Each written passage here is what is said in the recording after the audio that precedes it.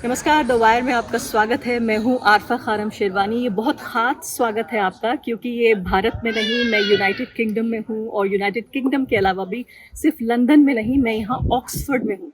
इसे कहा जाता है कि ये शिक्षा का मक्का है। मैं यहाँ लंदन आई हुई थी एक लेक्चर डिलीवर करने के लिए स्वेस। मैं यहाँ पर नरेंद्र मोदी के 10 साल में भारत में राजनीति किस तरह बदली है उस पर बातचीत करने के लिए जो यूनिवर्सिटी ऑफ लंदन का हिस्सा है। यहाँ पर मेरे साथ समीर भट्ट जी यहाँ मौजूद हैं जो यहाँ पीएचडी कर रहे हैं। इन्होंने मुझे बताया कि 5 साल यहाँ पर वो गुजार चुके हैं पहले ही और इतना कुछ जान गए हैं, अब यहाँ एनसाइक्लोपीडिया बन गए हैं एक तरह से ऑक्सफोर्ड का। तो मैंने सोचा कि क्यों ना वायर के दर्शकों को एक तरह का एक टूर कराया जाए ऑक्सफोर्ड का, और बहुत सारे दर्शक शायद हो सकता है दिलचस्पी भी ले रहे हों पढ़ने में यहाँ पर कि कैसे यहाँ आया जाता है, क्योंकि पूरी दुनिया में जो शिक्षा के सबसे बड़े केंद्र हैं उनमें से ऑक्सफोर्ड एक माना जाता है। तो इसलिए यहाँ पर मैं सुबह से निकली हुई थी। मेरी एक दोस्त हैं जोहा, उनके साथ यहाँ लंदन से कॉट्सवोल्ड विलेजेस देखने के लिए मैं आई थी और उस एक गांव को देखने के बाद जो ब्रिटिश कंट्री साइड कहा जाता है, मैं यहाँ ऑक्सफोर्ड आई समीर साहब से मिलने के लिए। और साथ ही ऑक्सफोर्ड का मेरा भी ये पहला दौरा है। समीर साहब, मुझे सबसे पहले ये बताइए आप कि हम यहाँ क्यों खड़े हैं, आप हमें यहाँ क्यों ले आए?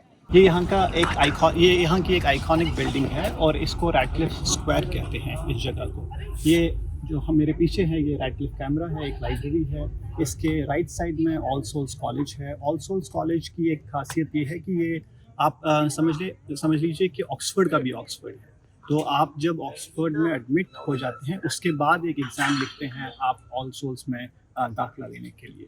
और मेरे सामने बिल्कुल है यूनिवर्सिटी चर्च, जो कि यूनिवर्सिटी का ऑफिशियल चर्च था बहुत वक्त तक। और बिल्कुल हमारे लेफ्ट साइड में है मेरे लेफ्ट साइड में ब्रेजनूस कॉलेज। ब्रेजनूस कॉलेज ये कि एक यूनिवर्सिटी ऑफ ऑक्सफोर्ड का एक कॉन्वेंट कॉलेज है। यूनिवर्सिटी ऑफ ऑक्सफोर्ड एक कॉलेजिएट यूनिवर्सिटी है जिसका शायद आप दिल्ली यूनिवर्सिटी की तरह बहुत सारे कॉलेजेस से बनी हुई है। तो यूनिवर्सिटी ऑफ ऑक्सफोर्ड में अभी 40 कॉलेजेस हैं एंड ऑल दोज 40 कॉलेजेस हैं दे together form the university of Oxford. और उसके बाद बाकी लाइब्रेरीज जी हाँ, तो भी मैं हैं। वापस फ्रेम में आ जाती हूँ क्योंकि सवाल मुझे पूछना है। मुझे बताइए कि यही मैं आपसे पूछना चाह रही थी कि ऑक्सफोर्ड किस चिड़िया का नाम है, ये क्यों मशहूर है? ये बताइए कि क्यों पूरी दुनिया में इसका माना जाता है कि ये पढ़ाई का मक्का है, क्यों है? ऑक्सफोर्ड पढ़ाई का मक्का इसलिए माना जाता है कि एक तो बहुत पुरानी यूनिवर्सिटी है, करीब 800 साल मिनिमम से रही है ये यूनिवर्सिटी। और it is one of the most leading number 1 university बहुत सारे रैंकिंग्स 800 साल आपने कहा? लगभग हाँ। जो रिकॉर्डेड हिस्ट्री 800 साल की है। यहाँ एक यूनिवर्सिटी कॉलेज है, इनफैक्ट जहाँ मैं स्टूडेंट हूँ जिस कॉलेज में, वो यहाँ का ओल्डेस्ट कॉलेज है और उनकी 750th एनिवर्सरी जो रिकॉर्डेड थी वो कुछ साल पहले हो गई है। और ये जो एक तो वो वजह है कि इसका जो तवारीखी इसका इम्पोर्टेंस है, सिग्निफिकेंस है। दूसरा ये कि यहाँ का वर्ल्ड लीडिंग रिसर्च यहाँ पे होता है और वर्ल्ड लीडिंग एकेडमिक्स यहाँ पे होते हैं। अक्सर आप देखेंगे बहुत सारे रैंकिंग्स जो भी होती है, क्यूएस रैंकिंग्स है, बाकी सारी जिनमें देखा जाता है पूरे दुनिया की यूनिवर्सिटीज़ में सबसे अव्वल नंबर पे ये होती है, नंबर 1 यूनिवर्सिटी होती है। तो इस वजह से मेरे हिसाब से यहाँ इसको एजुकेशन का मक्का कहते हैं। तो आपके दिमाग में जितने सवाल हैं ऑक्सफोर्ड को लेकर कि यहाँ के लोग क्यों इतना खास माने जाते हैं, अक्सर नरेंद्र मोदी और उनके जो भक्तगण हैं वो कहते हैं कि ऑक्सफोर्ड या हार्वर्ड को लेके कहते हैं। नरेंद्र मोदी जी का मुझे वक्तव्य याद आ रहा है जब उन्होंने कहा कि हम हार्वर्ड नहीं हार्ड वर्क करते हैं। तो उनमें से चूंकि ये दो में से एक यूनिवर्सिटी है बहुत अहम, तो यहाँ पर कैसे एडमिशन होता है ये भी हम जानने की कोशिश करेंगे। लेकिन मैं जोहा से गुजारिश करूँगी कि ये ज़रा दिखाएं कि देखिए जो घास है यहाँ पर, यहाँ भी लिखा रहता है कि भाई इस घास को आप, ये लिखा है जोहा देखिए इधर कि कीप ऑफ द ग्रास, घास से दूर रहिए, उस पे पैर नहीं रख सकते। क्या खास बात है भाई, घास पे पैर नहीं रख सकते? यहाँ बहुत सारे कॉलेजेस और बाकी भी जगह पे जहाँ पे भी मेंटेन्ड ग्रास है, क्वाड्स इनको कहते हैं, उन पे जनरली आप चल नहीं सकते हैं। और ऑक्सफोर्ड में बहुत सारे एक्सेंट्रिक रूल्स हैं, बहुत ही अजीबोगरीब रूल्स हैं बहुत वक्त से। और उनमें से एक ये है कि आप घास पे जनरली चल नहीं सकते। कुछ कॉलेजेस हैं जहाँ आप चल सकते हैं और कुछ कॉलेजेस ऐसे जहाँ आप नहीं चल सकते हैं। और फिर कुछ कॉलेजेस हैं जैसे ऑल सोल्स कॉलेज में आपको बता रहा था अभी, जो हमारे बिल्कुल बाएं साइड में है अब, वहाँ पे सिर्फ ऑल सोल्स के फेलोज घास पे चल सकते हैं। जिसका ये मतलब है कि अगर बाकी यूनिवर्सिटी के मेंबर्स हैं उनको एक पॉइंट से दूसरे पॉइंट जाना पड़ेगा तो उनको फुटपाथ से जाना पड़ेगा, और अगर कोई फेलो है तो वो बीच में रास्ता काट के घास में से चल सकता है। जी हाँ। तो अब यहाँ पे बात आ जाती है कि अब जैसे मान लेते हैं कि अगर भारत में कोई पटना विश्वविद्यालय में कोई पढ़ रहा है छात्र, मैं दिल्ली विश्वविद्यालय की बात नहीं कर रही हूँ, तो वो क्या ऑक्सफोर्ड में पढ़ सकता है, आके एप्लीकेशन दे सकता है यहाँ पे कि भाई मुझे भी ऑक्सफोर्ड में पढ़ना है, बिल्कुल मुझे हार्ड वर्क भी करना है, लेकिन मुझे हार्वर्ड भी जाना है? बिल्कुल, दोनों चीज़ें साथ में चल सकती हैं। और इनफैक्ट बहुत सारे बच्चे आते हैं over the last few years के दलित बैकग्राउंड, इंडियन मुसलमान बैकग्राउंड से, बहुत ही मार्जिनलाइज्ड कम्युनिटीज़ से भी बच्चे आने लगे हैं ज़्यादा और ज़्यादा। और वो दर्शाता ये है कि टैलेंट और मेरिट जो है किसी भी जगह से आ सकता है, एंड देयर आर बहुत सारे लोग हैं जो आते हैं आजकल, और कोई भी यहाँ एडमिशन ले सकता है। हाँ, थोड़ा मुश्किल हो जाता है, ऐसा नहीं, ये नहीं बोलना चाहिए कि आसान है। और जैसे दिल्ली विश्वविद्यालय या ऐसे बाकी प्राइवेट यूनिवर्सिटीज़ में जो बच्चे होते हैं या जो एलीट यूनिवर्सिटीज़ हैं, उनमें उनको थोड़ी आसानी होती है, उनको बहुत अपॉर्चुनिटीज़ मिलती हैं। और बाकी जैसे पटना यूनिवर्सिटी हो या कश्मीर यूनिवर्सिटी हो फॉर एग्जांपल, वहाँ के बच्चों को क्योंकि अपॉर्चुनिटीज़ कम मिलती हैं, तो इसलिए उनको ज़्यादा एक्सपोजर होता नहीं है ताकि वो अच्छे से एक स्ट्रॉन्ग एप्लीकेशन यहाँ सबमिट कर सकें। तो समीर भट्ट साहब, ये बताइए, पहली बात तो अपनी कहानी बताइए, आप यहाँ पहुँचे कैसे? कश्मीर से यहाँ सीधे लैंड किया आपने, दिल्ली होते हुए आप आए, आप क्या पढ़ाई कर रहे हैं यहाँ पर, आप क्या बनने की कोशिश कर रहे हैं? और साथ साथ मेरे सवाल का एक हिस्सा ये भी है कि मान लेते हैं कोई दिल्ली विश्वविद्यालय नहीं, कोई पटना विश्वविद्यालय, या मान लेते हैं अलीगढ़ मुस्लिम यूनिवर्सिटी, अगर यहाँ पर कोई पढ़ रहा है तो वो ऑक्सफोर्ड में कैसे आ सकता है? कोई 5 ऐसी चीजें बताइए, आसान रास्ता जो एकदम से शॉर्टकट करके पटना से सीधे पटना टू ऑक्सफोर्ड ट्रेन चल रहा है। जी, शॉर्टकट तो कोई है नहीं। पहले मैं अपने जर्नी के बारे में बताता हूँ। मैंने कश्मीर में पढ़ाई की, इनिशियल स्कूल मैं कश्मीर में ही पढ़ा, और उसके बाद मैंने नेशनल लॉ यूनिवर्सिटी गांधीनगर में अपना लॉ डिग्री किया, और उस लॉ डिग्री के बाद में यहाँ आया, मैंने मास्टर्स किया और अभी अब पीएचडी कर रहा हूँ। आसान तो नहीं है आना, ऑफ कोर्स बहुत मेहनत तो लगती है। और आप क्या पढ़ रहे हैं ये भी तो बताइए। जी, मैं लॉयर हूँ बाय ट्रेनिंग, और मैं पब्लिक पॉलिसी में पीएचडी कर रहा हूँ, एंड मैं प्राइमरली इंटरनेशनल लॉ पे काम करता हूँ। आसान ऑफ कोर्स है नहीं एडमिशन लेना या अप्लाई करना, क्योंकि आपको बहुत सारी एक ऐसी स्ट्रॉन्ग प्रोफाइल होनी चाहिए जिसकी वजह से आप एडमिट हो जाएं ऐसी यूनिवर्सिटी में। अब हमने पहली बात की कि ऑक्सफोर्ड जो है दुनिया की नंबर 1 यूनिवर्सिटी है, लेकिन जैसे मान लीजिए कोई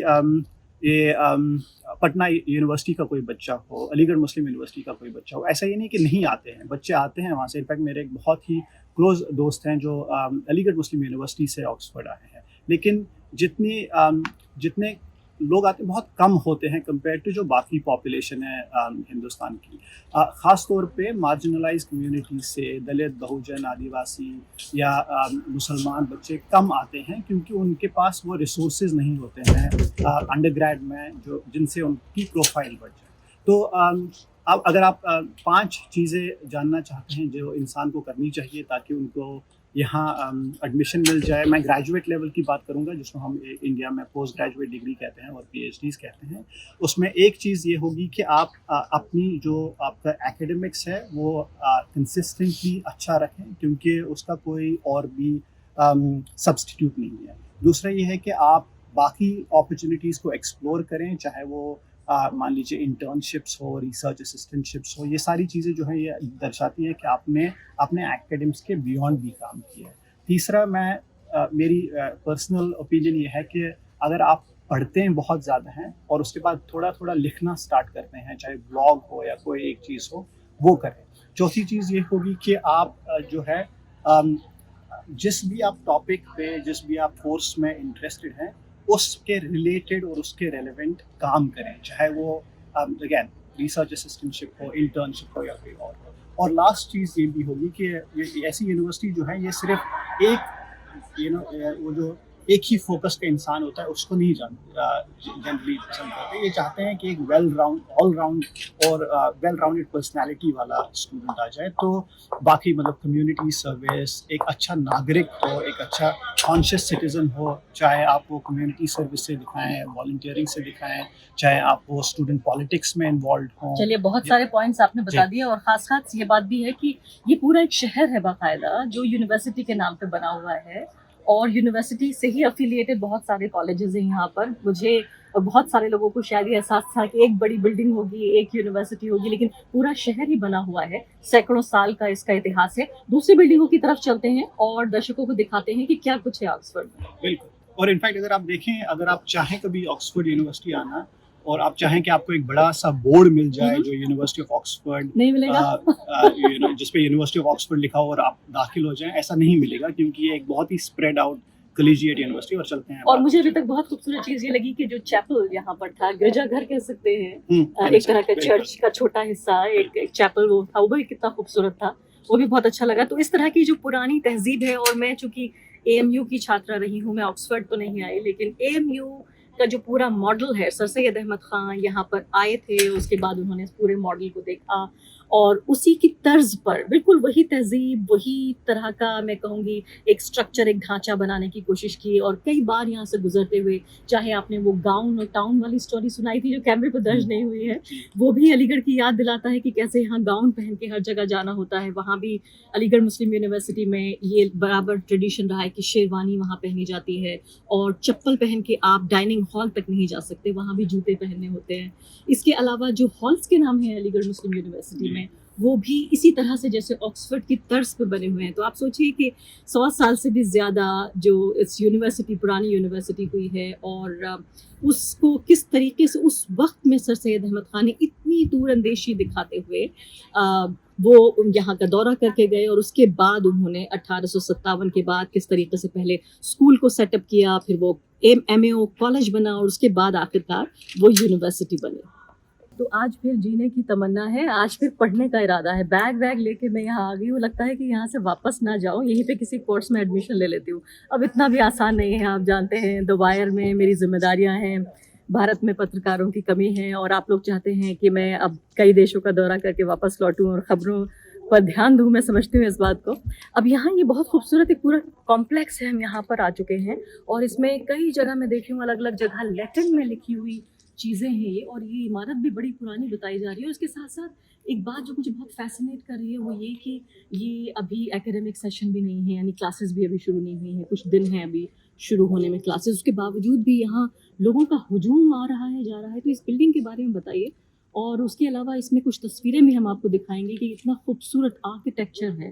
पढ़ाई के अलावा भी ऐसा लगता है कि इस जो इमारतें हैं ऑक्सफोर्ड की, इसकी हर जो दीवार है वो गुनगुना रही है एक कहानी कह रही है, और हर जगह सैकड़ों साल पुराना इतिहास यहाँ पर मौजूद है। बिल्कुल, जैसा आपने बताया कि इतिहास आप किसी भी बिल्डिंग में देखें, कोई भी दरवाज़ा देखें, हर एक जो दरवाज़ा है, हर एक जो दीवार है, वो आपको कोई ना कोई स्टोरी बताएगी, क्योंकि ये बहुत ही लगभग सैकड़ों सालों से यहाँ रही है ये बिल्डिंग्स। और हम अभी हैं, इसको बॉडलियन लाइब्रेरी कहते हैं, ये यूनिवर्सिटी की मेन लाइब्रेरी है। यहाँ हर एक कॉलेज में एक लाइब्रेरी होती है जो कि उस कॉलेज के मेंबर्स के लिए होती है, और फिर उसके बाद ये लाइब्रेरीज़ हैं, बॉडलियन लाइब्रेरीज़ इनको कहते हैं, जो कि सारे यूनिवर्सिटी के मेंबर्स के लिए एक्सेसिबल होती है, और ये जो उनमें से सबसे मेन लाइब्रेरी है यहाँ। यहाँ आप देखेंगे, जैसा आप बता रही थी कि लैटिन में लिखा है कि हिस्ट्री या म्यूज़िक या ये सब स्कूल्स थे पहले, और यहाँ इस लाइब्रेरी में जो है 2 रीडिंग रूम्स है, एक लोअर रीडिंग रूम और एक अपर रीडिंग रूम। अनफॉर्चुनेटली सिर्फ यूनिवर्सिटी के मेंबर्स अंदर जा सकते हैं, तो मैं आपको अंदर नहीं ले पाऊँगा। और इस टाइम यहाँ पे हमेशा एक टूरिस्टी जगह भी है ये, तो यहाँ बीच में लोग आ जाते हैं, टूरिस्ट बहुत यहाँ देखने के लिए आते हैं। लेकिन आप देखेंगे कि यहाँ हमेशा ही एक ऐसा साइन होता है कि आप चुप रहिए, क्योंकि अंदर पढ़ाई हो रही है, बहुत सारे बच्चे अभी भी बैठ के पढ़ाई कर रहे होंगे। और बिल्कुल इसके उस साइड हम थोड़ी देर में जाएंगे, उसको डिविनिटी स्कूल कहते हैं, जहाँ पे थियोलॉजी या डिविनिटी स्टडी जो है पढ़ाया जाता था, और वहाँ एग्जाम लिया जाता था उस चीज़ का। जी हाँ। अच्छा, इसके अलावा बताइए, लिखा है स्कॉला यानी ग्रामर के नाम से कुछ लिखा है, ग्रामर एंड हिस्ट्री।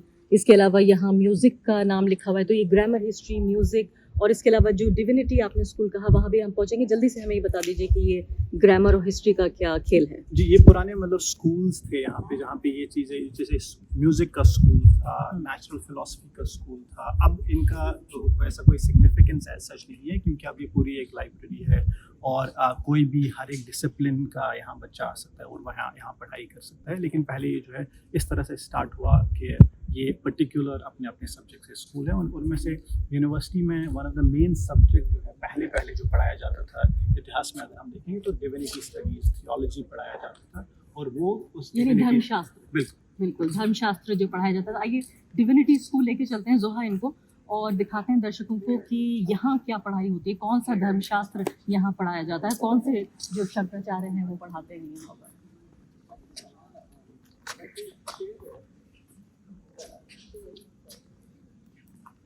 तो ये बताइए कि ये कौन साहब हैं, यहाँ पर लिखा है, ये नीचे हमें स्टोन तो लगाया हुआ है, लेकिन हम देखना चाहते हैं कि ये तो हमारे पीछे डिविनिटी स्कूल है। ये जो है सर बॉडली का यहाँ पे स्टैचू है, और इनके नाम पे ये बॉडलियन लाइब्रेरीज बनी हुई है। और हमारे पीछे तो जोर से बोलिए। हमारे पीछे बिल्कुल है डिविनिटी स्कूल। डिविनिटी स्कूल काफ़ी दर्शकों को इस तरह से भी पता होगा कि वहाँ पे हैरी पॉटर की कुछ शूटिंग भी हुई है और बहुत फेमस है इस वजह से। तो काफ़ी टूरिस्ट जो है यहाँ उस वजह से भी आते हैं। और यहाँ पे एक वक्त था, कुछ पीरियड, बहुत छोटे से समय के लिए यहाँ पे यूके का पार्लियामेंट भी कन्वीन हुआ था। और अदरवाइज जो उसका मेन पर्पस जो था वो ये था कि वो वहाँ डिविनिटी स्टडीज़ पढ़ाए जाते थे और उसका एग्ज़ाम लिया जाता था वहीं पे। और अगर आप वहाँ स्ट्रक्चर देखें, वहाँ एक पल्पिट है जहाँ पे शायद छात्र स्टूडेंट बैठता रहता होगा, और उसके ऑपोजिट जो है उसका ट्यूटर बैठता होगा, और वो पब्लिकली, और बाहर जगह है बाकी लोगों को बैठने के लिए, वो आपस में डिबेट करते रहते हैं वन ऑन वन। तो वो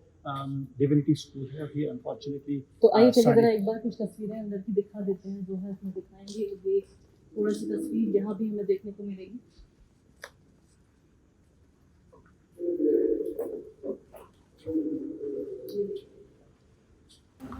तो ऑक्सफोर्ड की कल अलग अलग जो दरो दीवार है, उनसे अलग अलग आवाज़ें सुन के, कहानियाँ और गाने और गज़लें सुन के हम यहाँ पहुँच चुके हैं। और यहाँ बाकायदा ये थिएटर है। इस थिएटर की ये क्या कहानी है, क्योंकि ये भी बताइए कि ऑक्सफोर्ड में सिर्फ किताबें तो पढ़ाई जाती हैं, लेकिन उनका जो पूरा एक लिटरेचर और कल्चर, इसके अलावा मौसीकी, इस सब का जो इतिहास है वो भी बहुत अहम है। बिल्कुल, बहुत अहम है। अभी जो ये जगह है इसको शेल्डोनियन थिएटर कहते हैं। ये यूनिवर्सिटी का ऑफिशियल सेरेमोनियल हॉल है। मैं आपको बताऊंगा कि यहाँ क्या होता है, लेकिन जनरली जब ऑफिशियल पर्पसेस के लिए इसको इस्तेमाल नहीं किया जाता है तो तब ये एक थिएटर है। यहाँ बहुत म्यूजिकल परफॉर्मेंसेस होती है, बहुत ऑर्केस्ट्राज आते हैं यहाँ परफॉर्म करने के लिए। और यहाँ का जो म्यूज़िक सीन है जो ऑक्सफोर्ड का है काफ़ी अच्छा है। तो बहुत लोग यहाँ म्यूज़िक पढ़ने भी आते हैं और म्यूज़िक परफॉर्म भी करते हैं। और अभी ये जो शेल्डोनियन थिएटर है, ये ऑफिशियल जो सेरेमोनियल हॉल है यूनिवर्सिटी ऑक्सफोर्ड का। दैट्स टू से कि यहाँ दो मेन फंक्शंस होती है। एक फंक्शन ये होती है हर एकेडमिक साल की इब्तिदा में, बिगिनिंग में ये होता है कि मैट्रिकुलेशन सेरेमनी होती है, जिससे ऑफिशियली आप यूनिवर्सिटी के मेंबर होते हैं। तो आपको वो एकेडमिक गाउन जो आप इससे पहले बता रही थी, एकेडमिक गाउन पहन के आना पड़ता है, और यहाँ पे आपको प्रेजेंट किया जाता है वाइस चांसलर के सामने to become a member, to be admitted to the university of Oxford. तो वो एक पहली चीज़ है। और उसके बाद जब आपकी डिग्री खत्म हो जाती है, उसके बाद आपकी ग्रेजुएशन होती है, और वो ग्रेजुएशन भी यहाँ ही होती है। और ग्रेजुएशन के लिए भी एक ख़ास किस्म का आपको गाउन पहनना पड़ता है, और उसके बाद एक हुड पहनना पड़ता है। और वो हर डिग्री का एक अपना अलग अलग हुड होता है। तो आप किसी का हुड देख के, उसका कलर, उसका टेक्सचर देख के बता सकते हैं कि ये कौन सी डिग्री इनको मिली हुई है। तो अब आखिरी सवाल मैं पूछना चाह रही हूँ यहाँ पे समीर साहब से। बताइए कि मैं गई यहाँ यूनिवर्सिटी ऑफ लंदन स्वेस में, वहाँ नरेंद्र मोदी के 10 साल पर मैंने भाषण दिया। मैंने देखा कि वहाँ पर पूरा हॉल भरा हुआ था, ये समझिए। और ये वो वक्त है जबकि स्टूडेंट्स भी नहीं है, सेशन भी नहीं चल रहा था। तो ये माना जाता है कि इस तरह के खुले विचारों को और जो क्रिटिकल थिंकिंग का प्रोसेस है कि आप कैसे हर चीज़ को एक आलोचनात्मक नज़रिए से देखें, आप उसकी तनकीद कर सकें, उस तरह से थॉट प्रोसेस को बढ़ाया जाता है। तो क्या जिस तरह से यूनिवर्सिटी ऑफ लंदन का एक कल्चर और जो उनका एक ट्रेडिशन रहा है, एक उनकी सभ्यता रही है, क्या यहाँ ऑक्सफोर्ड में भी इस तरह के थॉट प्रोसेस को बढ़ाया जाता है कि आप अपने बल पर, अपने दम पर सोच सकें, किसी भी सरकार की आलोचना कर सकें, यहाँ आप क्वीन और किंग को कुछ कह सकें, यहाँ ब्रिटानिया के प्रधानमंत्री को कुछ कह सकें?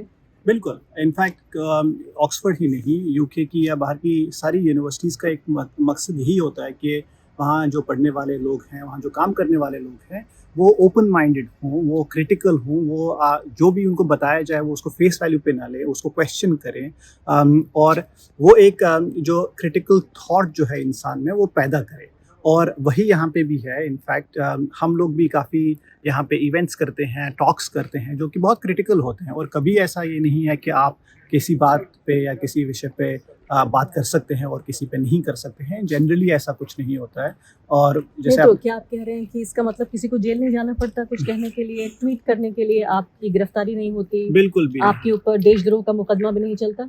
बिल्कुल भी नहीं। और इनफैक्ट नॉट जस्ट कि देश के खिलाफ, अगर आप यूनिवर्सिटी के खिलाफ भी बोलते हैं, बहुत ओपनली आप बोल सकते हैं। यहाँ एक बहुत ये जो अच्छा मूवमेंट था, रोड्स मस्ट फॉल। यहाँ रोड्स स्कॉलरशिप एक बहुत बड़ी स्कॉलरशिप है। और यहाँ रोड्स एक इम्पीरियलिस्ट स्लेव ट्रेडर थे जिनके नाम पे कुछ कॉलेजेस को पैसा भी मिला है। और उसको हटाने के लिए एक बहुत बड़ा जो मूवमेंट था, स्टूडेंट्स का ही मूवमेंट था। और उसमें ऐसा अच्छा डायलॉग रहता है, यू आर एबल टू, आप कुछ भी बोल सकते हो जो आप बोले तो ये तो बड़ी खराबी की बात हो गई कि आप यहाँ पर सीख कर जाएंगे कि भाई यहाँ तो सब कुछ बोलना अलाउड है, पता चला आपने कश्मीर पे अपना मुंह खोल दिया और जो है वारे न्यारे हो गए। नहीं, वो तो कहते हैं ऑक्यूपेशनल हैजर्ड रहता ही है इस सब काम का, तो क्या करें। लेकिन समझते हैं आप इस खतरे को? बिल्कुल समझते हैं, लेकिन जरूरी है कि हम बात करते रहें। जो भी क्यों जरूरी है वैसे, बोलना जरूरी क्यों है? आप खामोश क्यों नहीं रह सकते? खामोश रहेंगे तो वही हो जाएगा जो हो रहा है। तो उस पर हम कम ही बात करें अभी तो बेहतर है। लेकिन बात करना ज़रूरी है ऐसे विषयों पे, ऐसे मौजूओं पे, क्योंकि अगर आप नहीं करेंगे तो स्लोली जो हमारी जितनी भी फ्रीडम्स हैं, जितनी भी अब बची कुची फ्रीडम्स हैं, वो भी चली जाएंगी। अगर आप 10 साल पहले देखें तो जितने भी इंडिकेटर्स है, फ्रीडम हाउस के इंडिकेटर्स है या बाकी भी राइट्स के इंडिकेटर्स, उन पे कितना इंडिया में डिक्लाइन हुआ है। तो वो समीर साहब बहुत बहुत शुक्रिया, आपने तमाम ये जानकारी दी। तो यहाँ खास बात यही है कि जब आप यहाँ पश्चिमी दुनिया में आते हैं और इतने बड़े बड़े जो ये इंस्टीट्यूशंस बनाए हैं, इनको जब देखते हैं, विश्वविद्यालयों को देखते हैं, यहाँ पर कोई भी किसी को JNU में आप देखिए कोई ज़रा सा कोई भाषण दे, कोई वक्तव्य देता है तो उसे एंटी नेशनल कहा जाता है। यहाँ ये कह रहे हैं कि डेमोक्रेसी या जो लोकतंत्र है उसके जो बेहतरीन ट्रेडिशंस हैं उनमें से ये है कि आप सरकार के खिलाफ, राजा रानियों के खिलाफ, यहाँ तक कि खुद यूनिवर्सिटी के खिलाफ यहाँ पर कुछ भी कह सकते हैं, कर सकते हैं, मोर्चा निकाल सकते हैं और सब चीज़ की आज़ादी है। शायद यही वजह है कि जब नरेंद्र मोदी कहते रहते हैं कि लोकतंत्र में जो भारत है वो लोकतंत्र की माँ है, यहाँ बिना कहे हुए भी यहाँ लोग किस तरीके से लोकतंत्र को अपनी जो बहुत ही केंद्रीय जो उनके मूल्य हैं, जो सेंट्रल वैल्यूज़ हैं, उसका एक हिस्सा बना के रखते हैं। उम्मीद है आपको एक तरह से एक मैंने ऑल राउंड टूर जिसे कहते हैं देने की कोशिश की कि ऑक्सफर्ड यहाँ पर आके कुछ लोग पढ़ना चाहें, इसके अलावा यहाँ के जो मूल्य हैं, जो वैल्यूज़ हैं, ट्रेडिशंस हैं, उनको समझना चाहें, तो ये बहुत ज़रूरी है। और चूँकि इसीलिए इन्होंने पूरी सभ्यता को अपनी सैकड़ों साल से बचा के रखा है। और सोचिए आप, सरकारें आईं और चली गईं, प्रधानमंत्री आए और चले गए, लेकिन ये इंस्टीट्यूशंस यहाँ खड़े हुए हैं एक गवाह के तौर पर कि ये गवाही दे रहे हैं कि यहाँ सैकड़ों साल का इतिहास रहा है जिसमें मानवता को अहमियत दी गई है, मानव को अहमियत दी गई है, आज़ादी को अहमियत दी गई है और जो हमारे बुनियादी अधिकार हैं वो बरकरार रहें, इसके लिए ये दरो दीवार उनकी रक्षा करते हैं।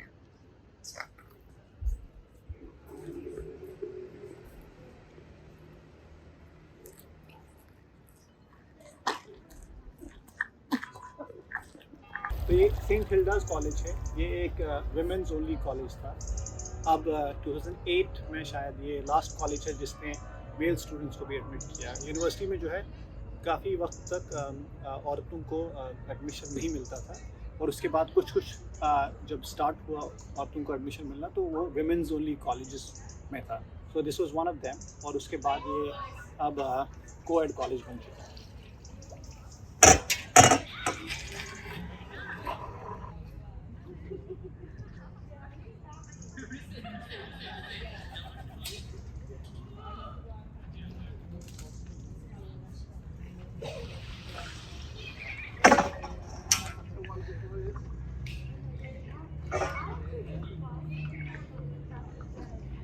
तो समीर भट्ट साहब जो है हमें कॉलेज का दौरा कराते कराते यहाँ हम पंटिंग के लिए आ चुके हैं। अब ये भी बताया जा रहा है कि ये भी ऑक्सफर्ड की जो बहुत पुरानी रिवायतें हैं उनका एक हिस्सा है। और देखिए हमारे लिए कश्ती चलाने का काम भी कर रहे हैं यहाँ पर। कश्ती पे जोहा भी सवार हो गई हैं। लेकिन फ़िलहाल ये मुझे बताइए, आपकी पंटिंग से क्या आपकी मुराद है, क्या कहना चाहते हैं आप? ये क्यों यहाँ का एक हिस्सा बन गया है? यहाँ जो ऑक्सफोर्ड में है काफ़ी स्पोर्टिंग एक्टिविटीज़ होती हैं। उनमें एक रोइंग होता है, यहाँ कंपेटिटिव रोइंग होती है। आपने शायद कैम्ब्रिज और ऑक्सफोर्ड के बीच में जो कंपटीशन होता है उसके बारे में सुना होगा। और वैसे ही रोइंग भी, ये पंटिंग भी होती है, और पंटिंग जो है काफ़ी एक रिक्रिएशनल एक्टिविटी है। बच्चे आते हैं, पंटिंग करते हैं, और बहुत सीरीन और सीनिक जो एक एटमॉस्फेयर है, एनवायरनमेंट में है, उसमें थोड़ा रिलैक्स करने के लिए आते हैं। और हम अभी चल रहे हैं यहाँ सेंट हिल्डाज कॉलेज, जो एक ये ऑक्सफोर्ड यूनिवर्सिटी का एक कॉलेज है, उसके बिल्कुल बगल में हम चल रहे हैं।